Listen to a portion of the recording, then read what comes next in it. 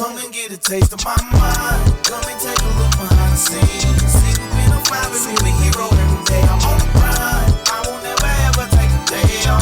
Everything I do is gonna pay off. Your little father time with me, with me, with me. You should try your little father time with me, with me, with me. Come and get a taste of my mind. Come and take a look behind the scenes. See, we've been a father, see we hero every day. I'm on the grind. I won't never ever take a day off. Everything I do is gonna pay off. Your little father time with me. Welcome back to another episode of Father Time with De'Meco and Blair, a podcast where we talk about balancing fatherhood, relationships, careers, and passions. I'm De'Meco, aka Sunny D, if you see me on the golf course, father to a wackadoo toddler who this week, just 2 weeks ago, she was introduced to a Goofy movie. She is now quoting a Goofy movie. You watch it way too much. I don't know if we do, because we sprinkle Wicked in there and Mickey Mouse Club, and I didn't know if you knew this. I didn't know that Pete was a cat. Pete I the thought cat, he was nigga. a dog. It's his name. I thought Pete he was the a cat. dog. Nah, I just knew him as Pete. So this is the first thing I knew about it. I was blown away. Yeah, Blown away. man. And I'm your player partner, host of Motion Country Cousin Blair, aka Sir Winnie, who was coming off of Father's Day, where I got How to Train Your Dragon Toothless, who reminds my daughter of our dog Milo. And then I got these dope ass cards and stuff. So I have nothing about Penelope this week. This is all selfishly on me. I drove in our league. I got long drive on hole 9, 260. Your boy's out there ripping. So if you see me on the course, no more Southside Bunker Bear. That boy just out here taking money. Don't play with me. And this week we have our very first non-dad. I'm really excited about this conversation that we're about to have. If you are in the golf space, you know this person. If you're in the golf space and you don't know this person, then you're not really in the golf space. Shout out to our girl, Tessa POV. Do not call her Tess. Don't. Okay? Don't do it. Don't do it. Hi. Daddy's home. That's a way to to announce yourself, Tessa. That's one way to do it.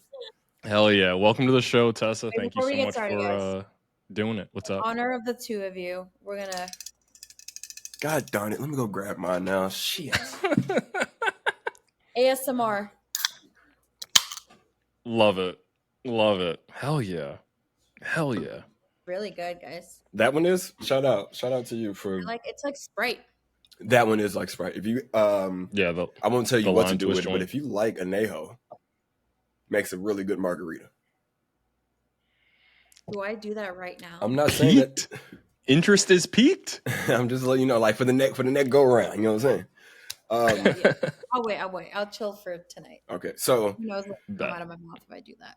So Tessa, what we have as our flagship question for all of our guests that we have on, and with you being the first non-actual father guest on the show, we would love to know, Tessa, who are your top 5 fictional fathers? All right. Well, you mentioned this already because I was gonna actually say this.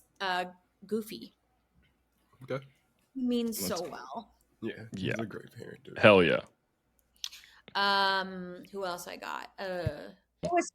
Louis Wang, whatever. Louis, love him. We got Finding Nemo. It's Dad. Marlin. Okay. Oh, I'm a simp for Marlin. This is the Gen Z episode. The thing is, I'm not. I know. I know. That's the problem. That's what they say, right? That's it. Yeah. I guess. I wouldn't know. I do know. Yeah. Who else do I like? Is that 3? Yeah, it's 3. Yeah, it's a very real thing. Mr. Incredible. Shout out to my boy Josh. Yeah, Bob Parr. We like it. It. Damn, I've named fish, a dog. I guess okay. One more? Last you one? just got one more. Line Last that one. thing out. Who's a father?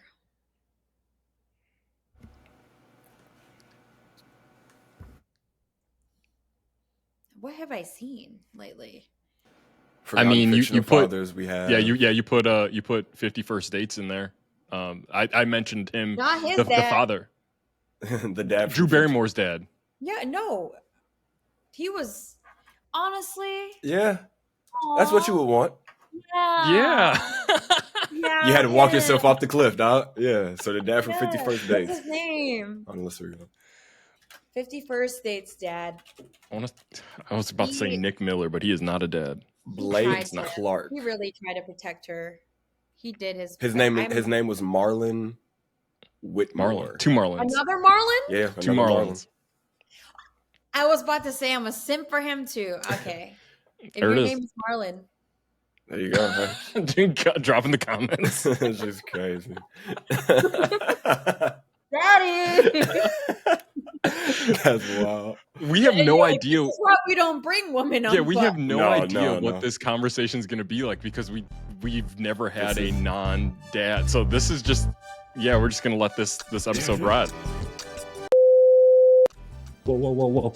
Before we go any further, huge thanks to the Father Time fam for tuning in. We seriously appreciate you exploring the wild world of fatherhood with us. Enjoying this episode? Then hit that subscribe button right now. Seriously, it's the best way to support the channel and make sure that you're always on time for Father Time. We wouldn't want you to miss out on a single dose of laughter or proud dad talk. Oh, you got a question or a story? Drop it in the comments. And for more content, be sure to follow us at Father Time Pod on all socials. All right, now back to the episode. Peace.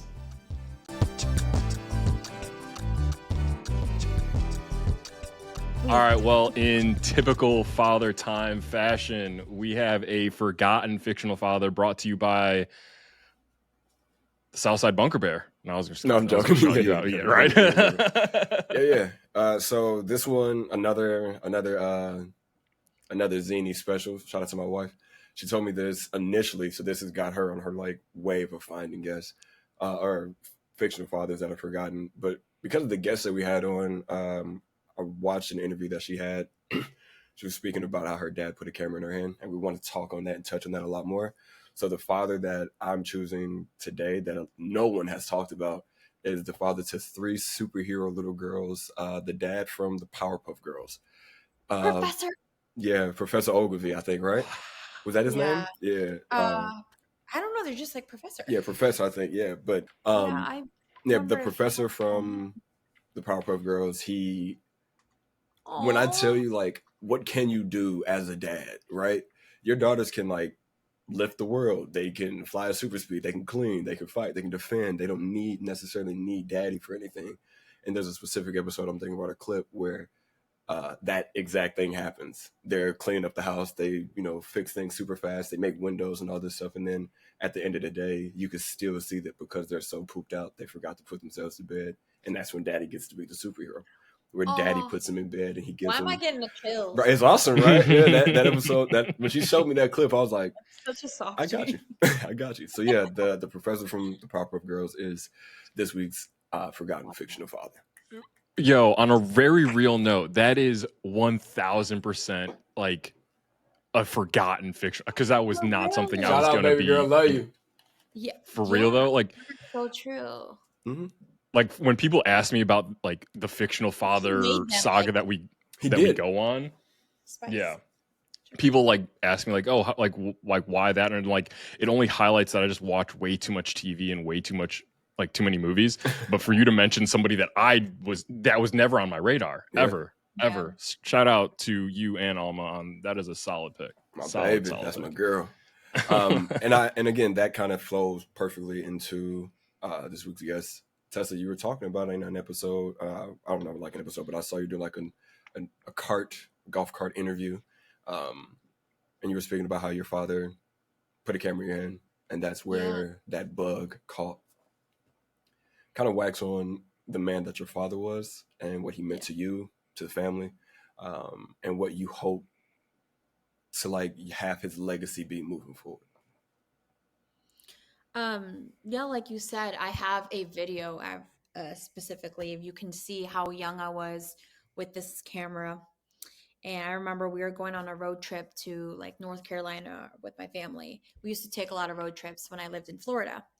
And I always was trying to grab the camera from him. And then, like when you hand your little daughters, like the camera to take a photo of you and your wife, that was like me. But I'm like, holding this big camera that's like bigger than my head, trying to take a picture of him and my mom. And that's like a very vivid memory. Even though I can see like there's family home videos of me doing it. Like I remember that moment very vividly. And I'm like, I enjoyed it so much. And photography was just like a passion. My dad had a lot of passions, but that was like something like I feel like I was always creative. And then in my elementary school, they offered like if you had good grades, they would offer where you could do this like you can join like the news anchor crew. And every, I think, 2 weeks, they would, or month actually, every 4 weeks, you would get like the role as the director, the camera person, the news anchor, the lunch lady. Like it's cool. And it gets broadcast to the whole school. And in the 5th grade, I did this. And my favorite role was director and camera. Like I didn't really like being in front of the camera because the night before I'd always be like, what am I doing? Like, why did I sign up for this? But like I found joy in like directing and like, you know, not telling people what to do, like, but more so like I just saw a vision and I'm like, that's cool. People are listening to me. Yeah. So like, yeah, at a very young age, I just really enjoyed anything like directing or camera related. And then, you know, fast forward to when I got older, every year my dad would buy me a little digital point and shoot camera that they call vintage now. Oh my mind you. God, yeah. Dang. And I still have them upstairs. Like, I don't know how to charge it, but I found like a 36 gigabyte SD card that I have yet to put to see what's in there. So maybe I'll do that.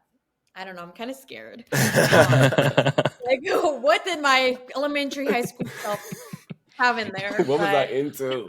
What was I into? What hairstyle was I rocking? Oh my God, dude. Oh, I was emo. Oh, so you had like the was it the bang over just the one eye? Yeah. Cause tonight will be the night. I'm joking. I gotta play that on the guitar too. But yeah, so every Christmas he would gift me a new one because the megapixels would keep getting better and better. And then come high school, I would like do fun shoots with my friends. I would make them be a model for me. And then college, I kind of like stepped away from it. Instagram like came. It was like 2012? Yeah. Like 2012, 2013, yeah. Phone stuff. But like I would take like little artsy photos here and there. And then it came back to me like after college and picked it up. And then there was a gap year in 2017. I left my camera in an Uber. Oh. And they took it. And that was like when I was getting back into it again too. And they stole it. I knew it was right there next to him. He never came back. He says, I don't know where it is. I bet. So I like stopped shooting for like 2 years, like devastated. Wow. And then finally like bit the bullet and got a new one. But like, yeah. And then, you know, like I think throughout being a kid and everything, because I'm yapping too much, but I was in the medical field. So my parents, you know, they're Filipino. Shout out. But like with them, they're like, no, you got to go be a nurse or a doctor or a dentist, something in the medical field that's like stable, which honestly makes really sense a lot right now. But in this economy, but I was like, okay, fine. Maybe that's what I want to do, you know? And so I went to school for exercise science. I was working in a physical therapy office for a while and working with a lot of like athletes from the Bulls. I was working like at their next door to them. Mm-hmm. So we would see a lot of the players, or we would see a lot of like the staff and stuff come in, and it was cool. It was a cool job, but like I was not like into basketball anymore, so I never fangirled. Everyone else would be like, "Oh," I'm like, "Who's that?" Like, "Oh, we're talking to Jabari Parker right now." I'm like, yeah, that's the city kid too. Like, yeah, that's the city kid. Oh yeah, now I get it. I know who you are now. Not in the moment though. Yeah, because I'm over here like, what year was it? Because that was Jabari Parker. I'm fangirling. indirectly fangirling Yeah. like And I'd be 5 years he's after like, the fact. no, we were just talking. I was like, you're right, that is him. Oh my God, Joe Kim Noan.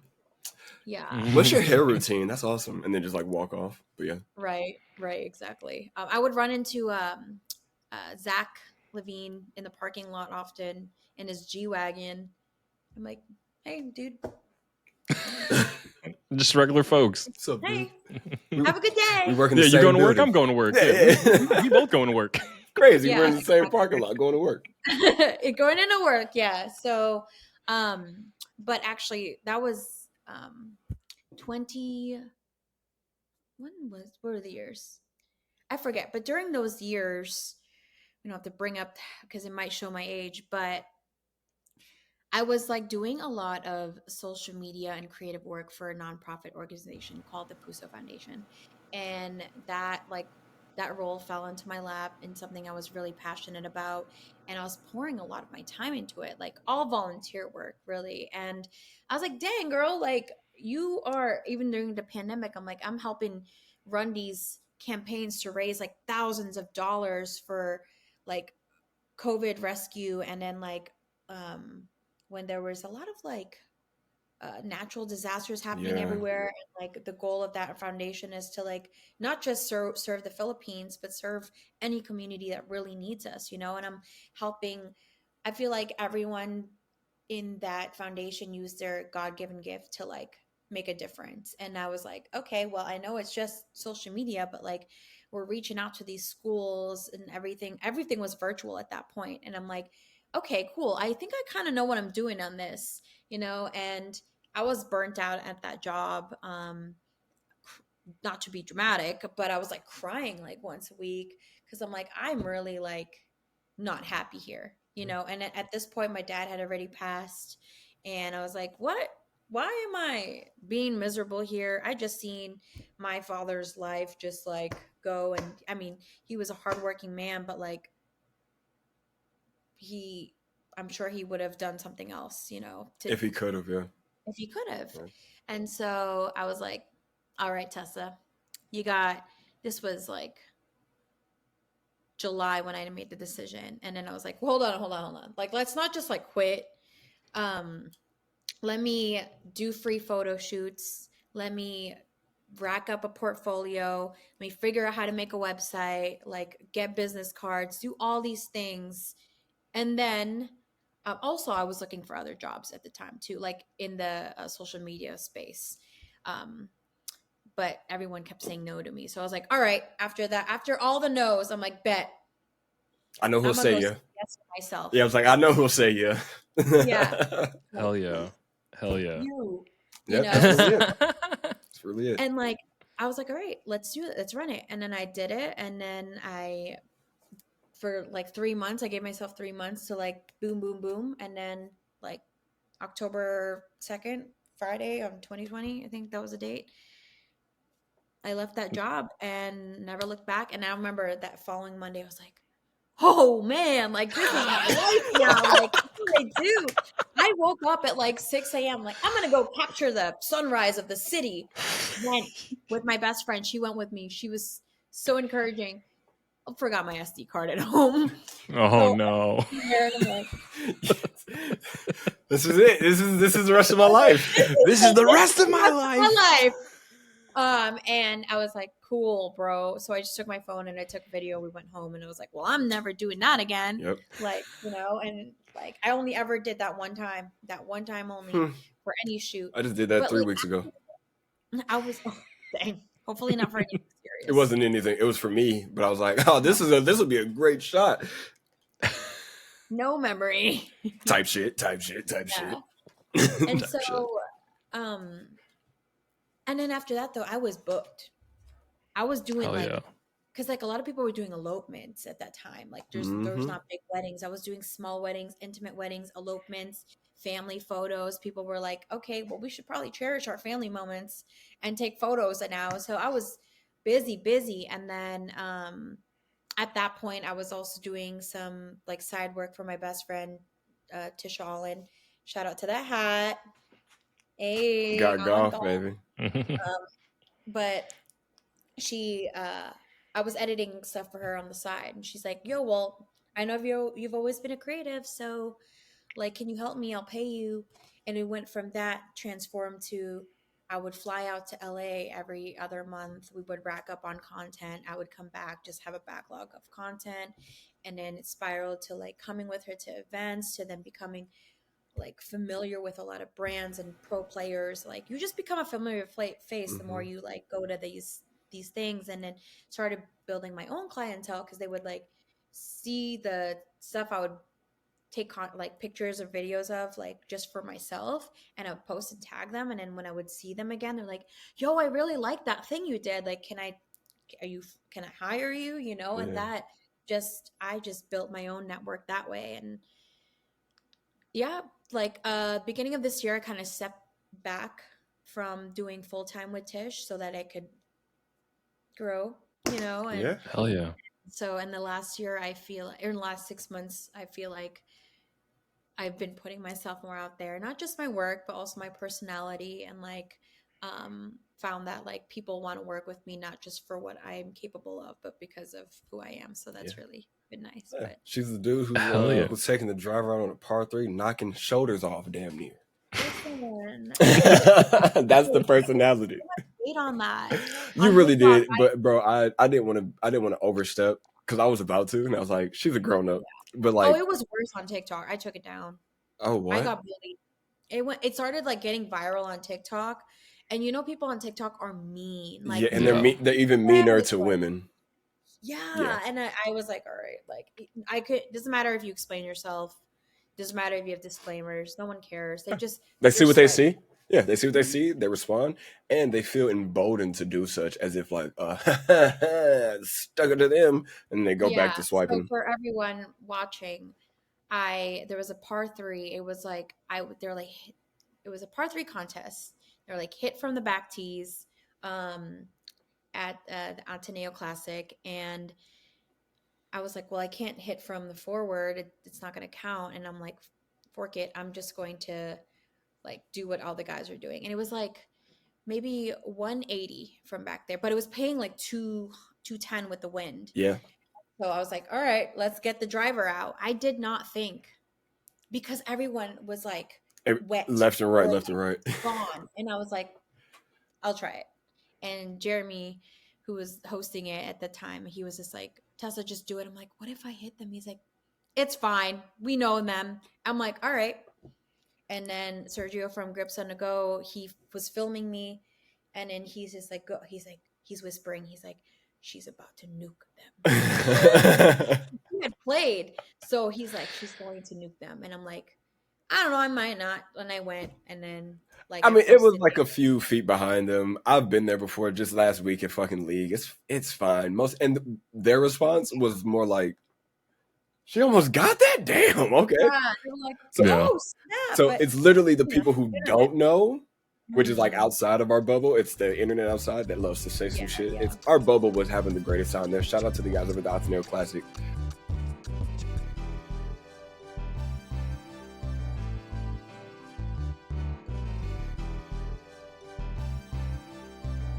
Fantastic. So I met Tessa at the Fairways Bata Soul. The Bata Soul event.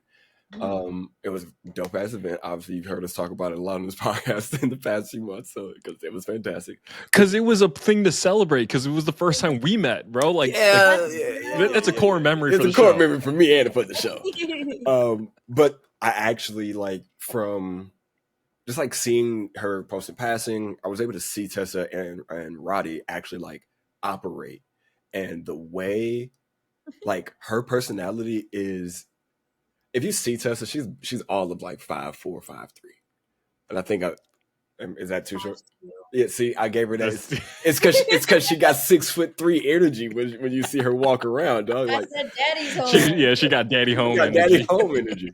But no, to watch her like operate around the course, to like see how many people gallivanted to her just purely based off her personality, it was awesome to see, because like I now see it a lot more on her posts, and I'm like, oh man, the people who finally get a chance to like know, cuz like she's a G, like funny as hell. So I'm like super glad that you're on this episode, and we get to like deep dive and peel back the layers of more of the post and more of the person. So appreciate you for doing that.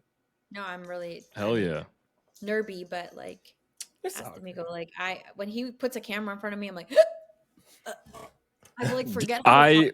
You've seen it. yeah, when I ran into Tessa at the Chicago Golf Show and asked her like, "Hey, your top fictional father, all that stuff." Bro, so many takes. So many takes.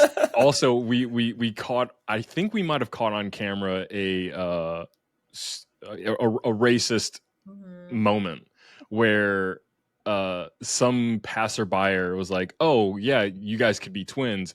They were talking about another woman part of the Chicago Golf Gals, and Tessa and I look at each other like, "No."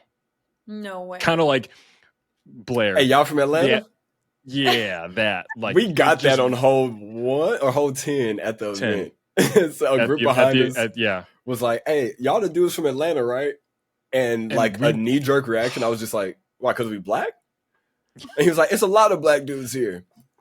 There were only 3.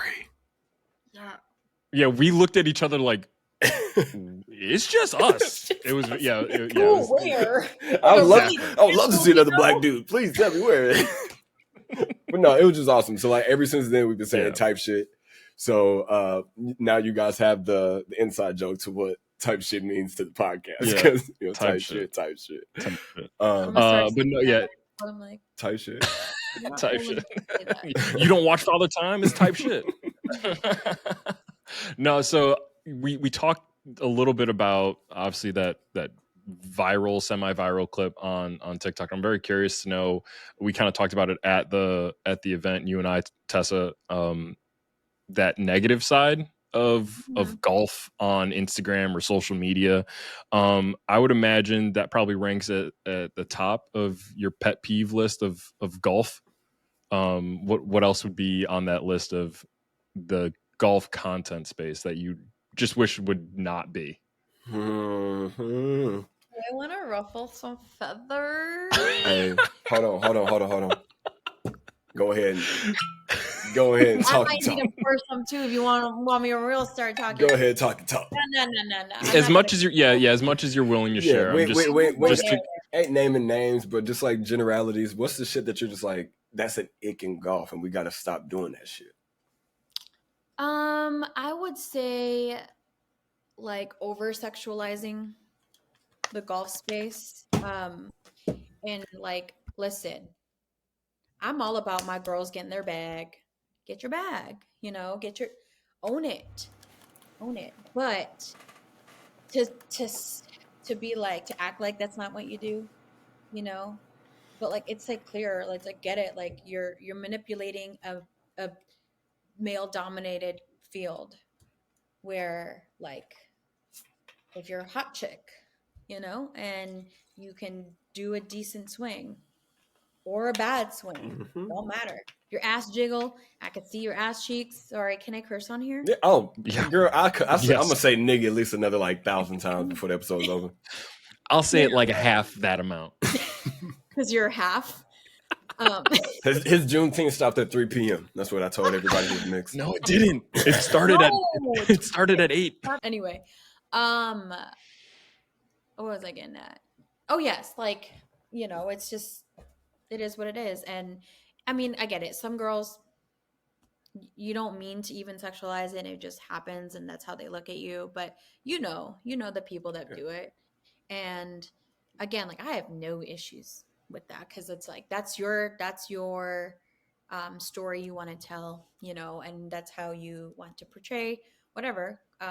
Like, I don't really care. Like, but what's annoying about that is, like, say you do want to just, there are a lot of really good content creators that are golfers that are female that don't do that don't get the recognition and the growth that they deserve. I can't talk, that they deserve, because it's like, that's not the thing that people want to like follow, or like, why would I want to follow an actual, like, why would I want to follow somebody who's actually better than me at golf? Nope. I'd much rather follow Miss Ass Cheek and Miss Double D, who's Yeah. just gonna swing and like slow motion swing for me. And like you said, you're right. It is a male dominated sport, but it's also like these dudes are overly sexualizing Yeah. your local cart girl, my nigga, who was just like probably a 19-year-old, 20-year-old girl working Yeah. at the course just to make money. And you Yeah. Right. odd ass 50-year-old men are overly sexualizing these girls. It's I can dumb have Like really one a because conversation with a man on a course, and it you know, a lot of course golf terms are sexual. yes. Like, even if we don't mean to, like, sometimes I feel like I have to just be mute, because I'm like, this is not going to come off right, you know? And the second Um, that you do let it go, it's a cue for the it's like, one guy in the okay, group. she's thinking Oh of my words gosh, she now. gonna go for it. Yeah, let's all just no. Yeah, let's be a dog. Which I am a dog. Like, I dog it out with my homies all the time, but like, you know, at the same time, I'm like, all right.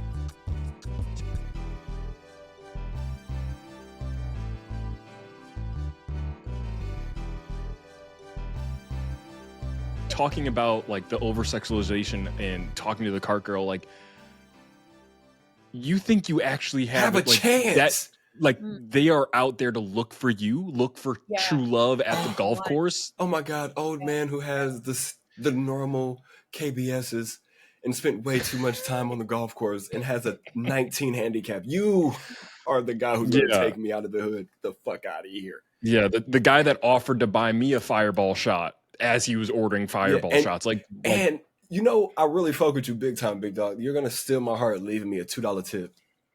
Mm. Oh God, make my knees quiver, sir. Yeah.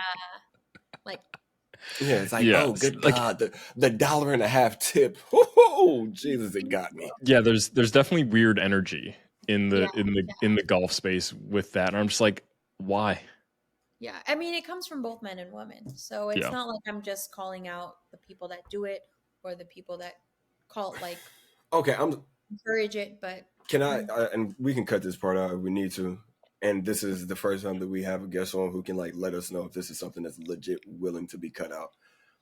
Is that like it's on both sides a legit response, or is that a created response mechanism because men have always been so misogynistic that women have to play an alpha misogynistic role in any space that has more men in it in order for them to feel as if they are equal and or feel that they aren't being like attacked and or looked at.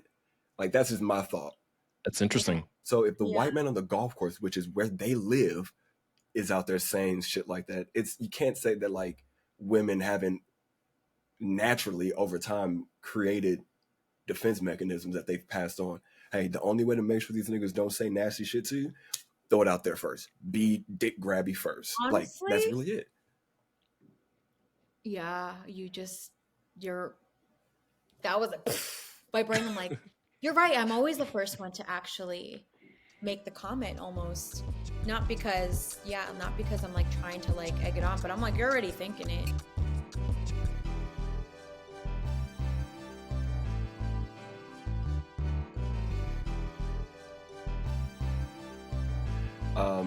When did the creation of Chicago Golf Gals come apart? And like what is that? Yeah. What is that thing moving forward for you Ah. guys? It's like my whole heart right now. I love it. Oh, yeah. So they're turning 2.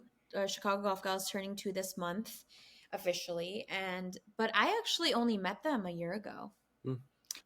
They had reached out like a few times here and there, but that was like when I was like traveling a lot that I wasn't able to like meet up with them. And serendipitously, the founder, she was having her birthday at this golf simulator spot that I had my birthday there like a month prior, and they had been wanting to introduce us. So finally, they're like, "Oh my God, Ro is here!" I was like, "Oh my God, okay!" And she's Filipino, so we met, and then like we just clicked, and then like I love just taking girls to Indian boundary and taking the boundary down between us and golfing. Like I feel like there's no way to get to know someone than really freaking spending 4.5 hours Yep. on a golf course with them. And so I went there because I met one of my other girls. First time we hung out was there. I'm like, this is where I take all my first dates. So I took Ro there and like we played and like had a blast and we just clicked. And then like in the last year, like naturally, well, it's great because she's the type of person like if she really believes in you, she will put you on. And she like was introducing me to like people in Troon and like in the golf space in Chicago that like I was like I never thought I would like um could get there or like deserved it, and like found myself in these rooms and conversations with people that I was like holy crap, like this is awesome. And then from then on I was like it's like one of those, everything with CGG is volunteer work and you get in or you get out what you put in, you know? And so throughout the last year, I've just been like volunteering and like helping her out where I can. And just this past month, I got initiated as the director of brand development for them. So we did, yeah, we did a brand shoot today, which is why I'm freaking burned. So, what got you? I mean, how long have you been playing golf? What got you into golf, Joe? Because I see. I mean, your swing is popping. Like you got a Thank good you. swing. You know that you know 2.5 what you're years. doing and talking about. But like, what got you into it? Um, well, my dad tried to get me into it when I was younger. I learned like just recently. Like he got all like my uncles and stuff into it. It's so nice because like now I'm into it, but I'm like I wish I was into it before. But I always thought it was so boring. You know, I'm like, you're falling asleep watching this on TV. There ain't no way you like this sport. You're a liar. Like you are a liar. And then God Drank the forbid you change Kool-Aid. the channel and you wake up and be like, yo, I was watching that. I was watching that. Not Such a like in a dad bad move. way. Yeah, like, hey, I was watching that. I'm like, no, you weren't. But really, it wasn't until I started working in it, and then so 2020 officially started working more into golf. I actually learned how to golf by editing instructional videos before I ever picked up a club. It's just Interesting. like, here's me teaching golf. Edit this, but I will tell you what to do. And then like, you know, and so like so many of those videos I then started to like pick up like what to look for and what to do. And then whenever I would be at these golf events, people would be like, or like Top Golf, be like, Tessa, pick up a like hit. And I'm like, no, I'm scared. Also, I'm around all these like pros and really, really good people. I'm like shy, you know? Like, and so I'm like, yeah, no, I'm not hitting. And then I was like, one day I was just tired of like, no, I would like play around here and there and like try to do what Tisha taught me. Um, and like the stuff that I would learn from editing and stuff. But like, you know, until repetition, you're not Yep. gonna be pretty for a while. And so July 2022, I got in a really big fight with my mother over my dad's golf clubs. Um, and I took them from the house, and because long story short, she sold the ones that he got fitted for after he found out he was cancer free. um so I like saw red because I'm like, yo, I wanted to cut those down and like keep it within the family, like this is the last thing that was like for him, you know. And so, and I was like, you what, you sold the new brand new Titleist irons that were still in the box? Like I lost my mind. And like, I mean, I apologized profusely after that, but like I like it hurt, you know, she really hurt me. And I left the house, I grabbed his old ones and I just went to the Versey range and I said, you know what, I'm gonna just hit, I'm gonna play, I don't care. 3 seasons, 4 seasons, one day, I swear, when I played, I still have it on video. It stormed, it hurt, like tornadoed rain, and it was hot. It was a whole thing, but I was like, and I enjoyed it so much. It was kind of scary at first because I'm like, this is my first time ever going on the range by myself, hitting these balls with full confidence that I really didn't deserve, but I was going in and I was filming myself. And then I was like, dang, I like this. So I would go like 3 to 4 times a week Yep. filming myself. And then I would like, just really for me to be like, okay, because I, you know, from editing videos, I knew what to look for. And then from then on, my swing just like kept progressing because I was just going all the time to when like I finally played my first like 9-hole with one of my friends, and he brought me on, and I remember hitting a freaking driver on a par 3. And now whenever I see people do that, I'm like, go off, go ahead, know your swing. I'm like, Yeah, know Know your your swing. swing. Hell yeah. and but I remember that first drive, it felt so nice, and I was like, Yeah. I ended up in the bunker, but I was so happy. And then from then on, I'm like, I caught the bug, Yeah. and I kept wanting to just get better and better and better.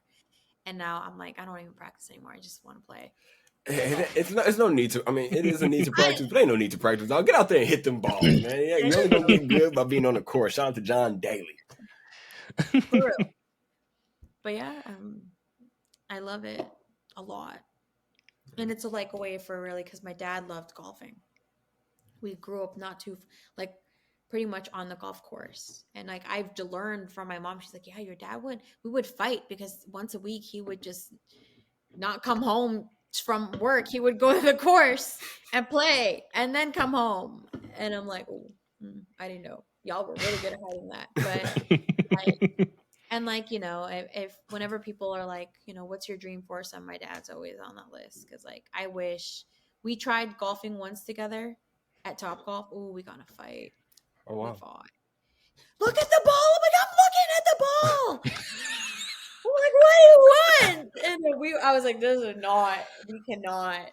So that's probably that first day at the driving range for you. Then all the thundering and hurricane. That was him. Like, I told you, this is what you should have been doing the whole time. Now, sunny days. Now go out there and finish playing golf. I'll let you, girl. I'm gonna go back. There's a way for me to feel connected to him still. Hell yeah. That's what I hope to pass down to Mayari. Is that there's something, hopefully, I mean, I hope it's golf, but she'll find whatever connection it is that she'll keep with me. So you've got 2 girl dads here on the show. This is kind of the main reason that I was really looking forward to having a non-dad on the show. If you could give a girl dad a piece of advice to be a better girl dad, or what that means on the receiving end of fatherhood, what would that one piece of advice be, that maybe myself or Blair or any of the girl dads listening can take as we parent our daughters? The first thing that pops up into my head is share your passions. You're already doing it now, but really because I feel like the legacy you leave is kind of what I'm feeling like. Sharing your passion, and whether or not they like it,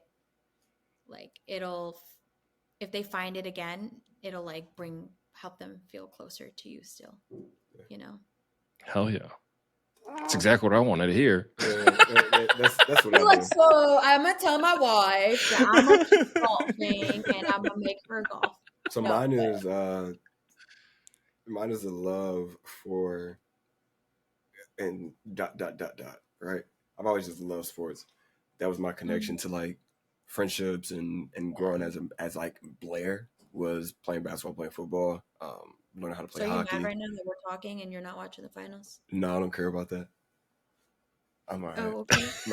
My wife is, if anything crazy happens, that nigga pop at the door. And that's also why I love that I married my wife, because she's a sports head. No, actually, hold on. What's today? Thursday? No, that's Love Island, cuz. She watching Love Island. Yeah. And you could be. I know. We know. We're going to get you out of here. We're going to get you out of here. I'm curious. 8 p.m. every night. My sister texted me at 7:59. She said, Love Island. I said, I can't. She goes, boo. I'm going to show her the text. Hey, so sis, we're going to get up out of here so she can get on Love Island with you. Don't trip. She said, L.I. So as a person that hasn't gotten into Love Island, I am definitely under that veil of husband that sees their wife watching it, and then I always remember the name. Like, wait, weren't they just together? So please school me in Love Island. Why is it such a craze? Yeah, I don't have that bug yet. The great thing about it is it's every day. Except for Wednesday. Wrapping a gift. Except for Wednesdays, because we don't watch Wednesday nights because no one cares about what is it, Sunset, or they do the recap on Wednesdays. Yeah. But no Got one it. cares.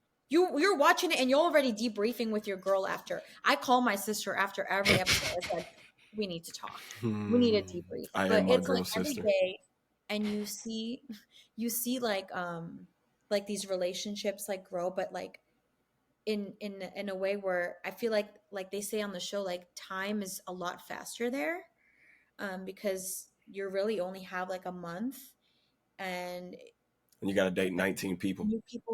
new people keep coming, and you're like, oh shit, do I want to start a connection with that person because I think they're a hot tamale, or do I keep this connection I already have because like I've already broken barriers and they know I'm a mom. Now I gotta do that all over again with this new guy. Yeah, Although he is hot, I got the one that I saw just with her. last week, where the voters, and my wife, her little savage ass, they influenced a breakup. A breakup, Nigga, a needed to be breakup. broken up.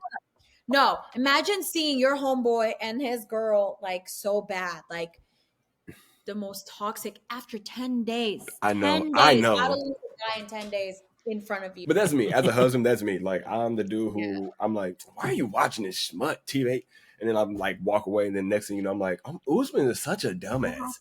I fucking hate Usman. 90 Day Fiance, all these negative. Yeah, that's me. Kate won't remember names. I'll remember because I'm passively aggressively listening as And I'm washing the dishes and judging, and like, why would he do that? What? Why would he? And then I would start name dropping, and Kate's like, who are you talking about? Because she can't be bothered to remember people's names. She's a teacher. And I'm like, I'm remembering their names. Like, why is Jonathan now, like, obviously these aren't real people, but I'm like, why is Jonathan mad at Maeve and this person? I'm like, what?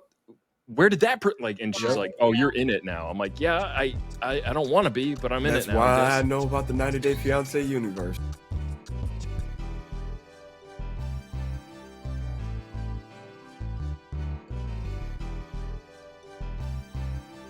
Before we get you up out of here, I'm messy. I DM'd you after a post that you had posted. I was waiting for it. I don't know anything about this. So yeah, so she Wait a minute. She was in a Wait a minute. She was in a board space, right? And she was like, ask me anything. And somebody was like, I said, ask me something spicy.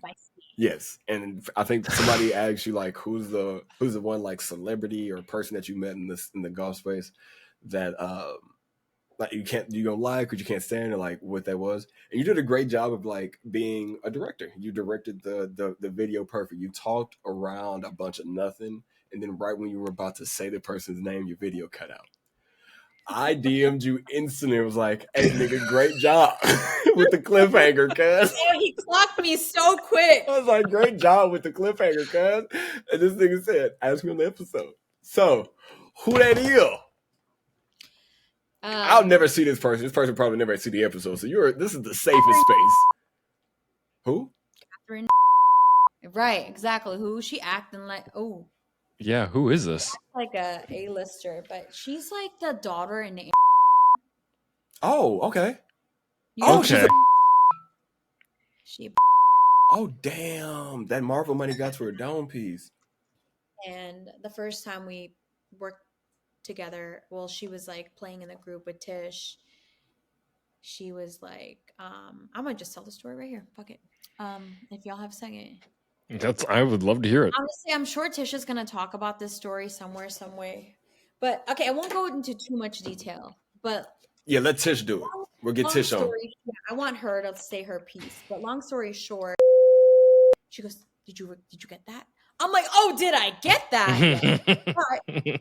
Oh, now you want to talk about mamas, like she, like, sorry, no correlation. But great reference. Crazy.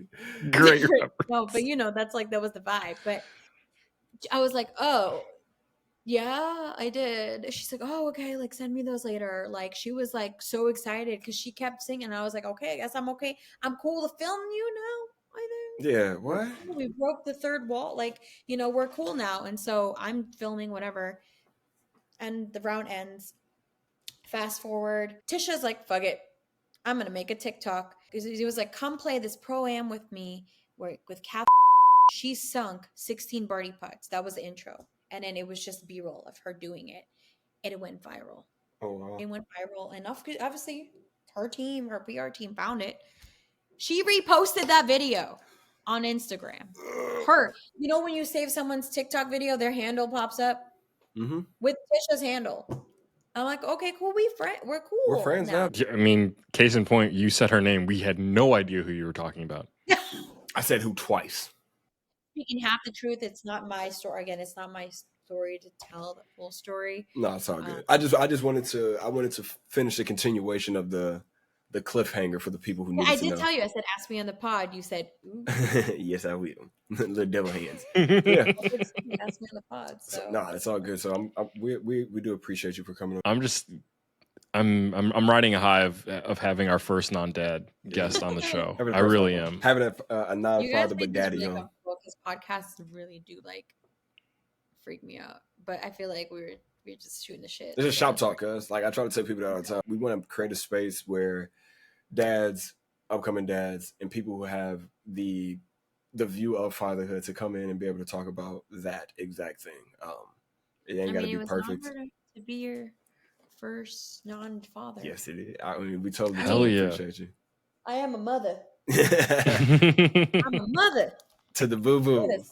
To the boo-boos. Listen. I'm like, yeah. Smile.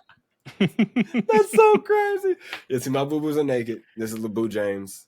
Oh, that's cute. This is Birdie. And this is Bogey.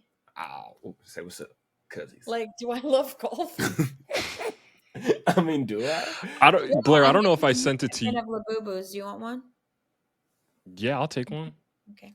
All right. I'll put it back here somewhere. Yeah, I don't think I sent it to you, Blair, but I sent it to Tessa. Whenever someone shows me a picture of a Labubu, it looks like the Grinch when he's wearing the Yeah, you did send it to me, dude. Yeah. Okay, all right, bet. I was like, then you are the only two people I sent that to because you're the only two people that I know who have Labubu. So there we go. Well, with that being said, guys, we could have talked to little sis Tessa all goddamn day, but we got to get her back to Love Island so she can get her thing going on. Yeah, y'all, the texts are coming through right now. Yeah. All right, so yeah, we'll get you up out of here. So for Tessa POV on Instagram. Thanks for having me, guys. For my brother De'Meco, a.k.a. Sunny D, I am play party host of Most Your Country Cousin Blair, a.k.a. Sir Winnie, a.k.a. Southside Bunker Bear. Make sure you tell somebody you love them because we love you. Peace. Come and take a look behind the scenes. See who been a father, superhero every day. I'm on the grind. I won't never ever take a day off. Everything I do is gonna pay off. Your little father time with me. You should try your little father time with me.